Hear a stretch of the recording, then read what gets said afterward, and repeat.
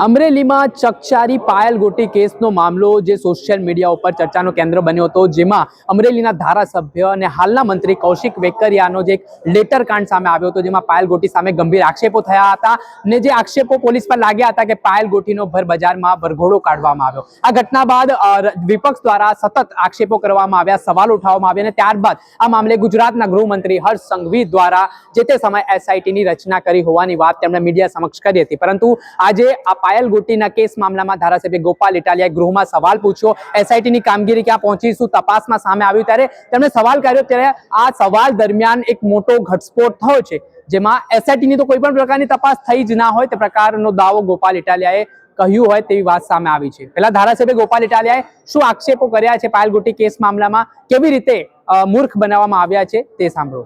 અને છેલ્લે એક મહત્વનો વિષય કે આજે વિધાનસભામાં મેં એક અત્યંત મહત્વનો પ્રશ્ન મૂક્યો।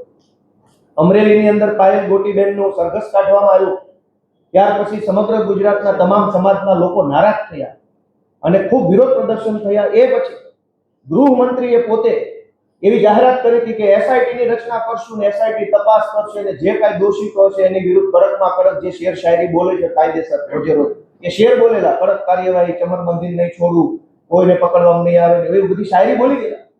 વિધાનસભામાં મેં આજે પ્રશ્ન પૂછ્યો કે શું સરકારે અમરેલી કેસમાં, લેટર કાંડ કેસમાં કોઈ એસઆઈટી બનાવેલી હતી?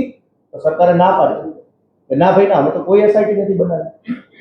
અને પછી મેં પૂછ્યું કે એસઆઈટી એ શું તપાસ કરી? તો કે બનાવી જ નથી, શું તપાસ કરી? તમે વિચાર કરો કે ટીવીમાં આવીને, છાપામાં આવીને, માઇકની સામે આવીને કેટલા કોન્ફિડન્સથી જૂઠ ગુજરાતના ગૃહમંત્રી બોલીને ગયા કે એસઆઈટી બનાવો। અને આવી જ રીતે બધી એસઆઈટીઓ, જે ઘટના બને છે એમાં એસઆઈટીનું આ સત્ય સામે આવી ગયું છે કે એસઆઈટીના નામે બોલી જવાનું, કાગળ ઉપર કોઈ એસઆઈટી નહીં। એટલે આજે આ જૂઠનો ખેલ ખુલ્લો પડી ગયો છે ફરી એક વખત। આપણે સાંભળ્યા હતા વિસાવદરના ધારાસભ્ય ગોપાલ ઇટાલિયાને તેઓ કહી રહ્યા છે કે મીડિયા સમક્ષ આવીને ગૃહમંત્રી દ્વારા મોટા મોટા નિવેદનો આપવામાં આવ્યા, શેરો શાયરી કરવામાં આવી, પરંતુ જે વાસ્તવિકતામાં જે વાત હતી તે મુજબ આ એસઆઈટીનું કોઈ પણ પ્રકારનું ગઠન છે તે કરવામાં નથી આવ્યું। પરંતુ આજે મોટો ઘટસ્ફોટ માનવામાં આવી રહ્યો છે, તેના કારણે ચર્ચાઓ વેગવાન બની છે અને આ પાયલ ગોટી કેસ પ્રકરણમાં એક ચોંકાવનારો ખુલાસો પણ ગૃહમાં આજે થયો હોય તેવી વાત સામે આવી છે। દર્શક મિત્રો, આવા જ નવા વિડીયો સાથે આપણે માહિતગાર કરતા રહીશું, એટલે નવજીવન ન્યૂઝ જોતા રહો।